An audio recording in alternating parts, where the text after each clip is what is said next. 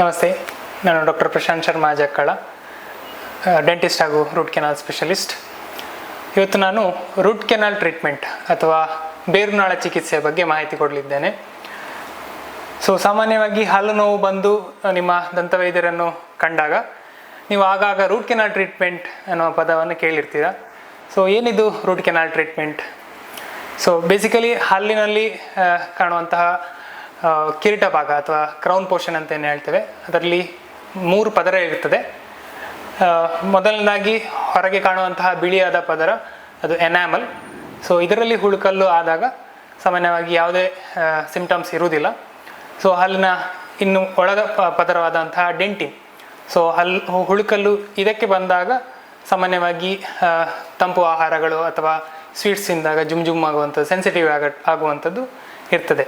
ಇನ್ನು ಹಲ್ಲಿನ ಒಳಪದರ ಆದಂತಹ ಪಲ್ಪ್, ಡೆಂಟಲ್ ಪಲ್ಪ್ ಅಂತ ಏನು ಹೇಳ್ತೇವೆ, ಇದರಲ್ಲಿ ನರಗಳು ಹಾಗೂ ರಕ್ತನಾಳಗಳು ಇರ್ತದೆ.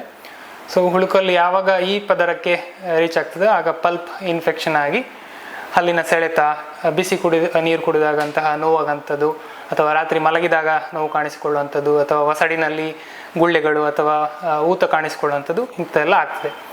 ಇಂತಹ ಕಂಡೀಷನ್ ಇದ್ದಾಗ ಹಲ್ಲನ್ನು ಉಳಿಸುವಂತಹ ಒಂದು ಟ್ರೀಟ್ಮೆಂಟ್ ರೂಟ್ ಕೆನಾಲ್ ಟ್ರೀಟ್ಮೆಂಟ್ ಅಥವಾ ಬೇರುನಾಳ ಚಿಕಿತ್ಸೆ ಅಂತ ಹೇಳ್ತೇವೆ. ಈ ರೂಟ್ ಕೆನಾಲ್ ಟ್ರೀಟ್ಮೆಂಟನ್ನು ಹೇಗೆ ಮಾಡಲಾಗ್ತದೆ?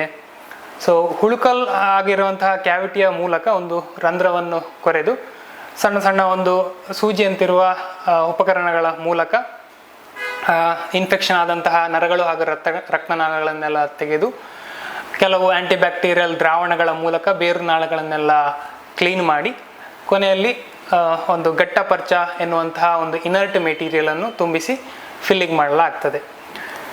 ಇದು ಬೇಸಿಕ್ ಆಗಿ ಮಾಡುವಂತಹ ರೂಟ್ ಕೆನಾಲ್ ಟ್ರೀಟ್ಮೆಂಟ್. ಹುಳುಕಲ್ ಅಲ್ಲದೆ ಇನ್ನು ಬೇರೆ ಯಾವ ಕಾರಣಗಳಿಗಾಗಿ ರೂಟ್ ಕೆನಾಲ್ ಟ್ರೀಟ್ಮೆಂಟನ್ನು ಮಾಡಲಾಗುತ್ತದೆ ಎಂದು ನೆಕ್ಸ್ಟ್ ವಿಡಿಯೋದಲ್ಲಿ ತಿಳಿಸುತ್ತೇನೆ. ಧನ್ಯವಾದ.